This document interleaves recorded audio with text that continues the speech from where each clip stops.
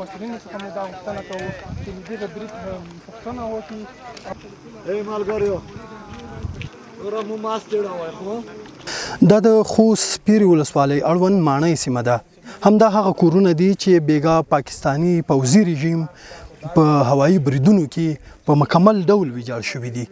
د ځایي اوسیدونکو په وینا په همدې دوو کورونو کې 21 کسانو ته مرګ ژوبله اوښتې چې د سپینګیري پلار او سپینساري مور په ګډون 9 ماشومان پکې په شهادت رسیدلي او 12 نور بیا زخمیان دي. میگه په دغه ځای کې څلور درې ورونه دي چې ایوب ابراهیم نامیږي، سنگي نامیږي، سراج نامیږي. دا څلور کور میگه په دغه ځای کې پرته دي.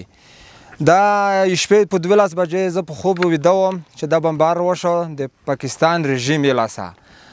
یو د سراج کور په بشپړه توګه وران شوی دی او د ګلزمان کور چې د سراج وراره و د ببري ځای و په بشپړه وران شوی دی. د سراج په کور کې څلور ماشومان چې بچیان یې دي، 2 لورانې دي، یوه مېرمن دو، یو دای دی، دا شهیدان شوي دي. 8 نفر، 3 لورانې چې پوتې دي یا زخمي دي.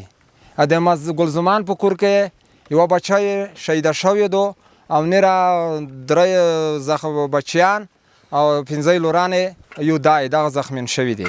دا د مڼې په کلي کې په 12 بجې د شپې دا په کیرنه درو یوه زی یوه یوریر یزي دغه 19 مړه ګابرینا میوزي ورته وویل دا خونه شهیده شوه. د همدې برید د قربانیانو جنازې خاورو ته وسپارل شوې. ځایي اوسیدونکي د پاکستاني پوځي رژیم دغه بریدونه په کلکو ټکو غندي او دا د ټولو انساني او اسلامي اصولو خلاف عمل بولي. خو دا نه چې ته په سره ولې په ویده په خرې ولې ماشومان ولې ماشومون ولې اخر د خدای نه ویرېږه د رسول نه ویرېږه. اسلام کو تو نه ده، اسلام بینه ده درکې اسلام والا کړه داسې نه دي، اسرائیل نه دي کړي.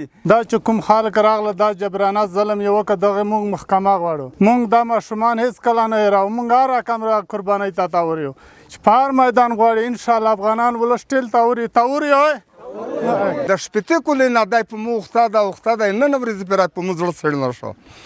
زه داسې خبره کوم چې دا ډېر غریبون، ډېر مسکینون، ډېر عاجزون دي. یاد دې وي چې پاکستاني رژیم په خوست، پکتیکا او کونړ ولایتونو کې په عامو خلکو بریدونه وکړل چې 14 هیوادوال یې شهیدان او 14 نور یې ټپیان کړل.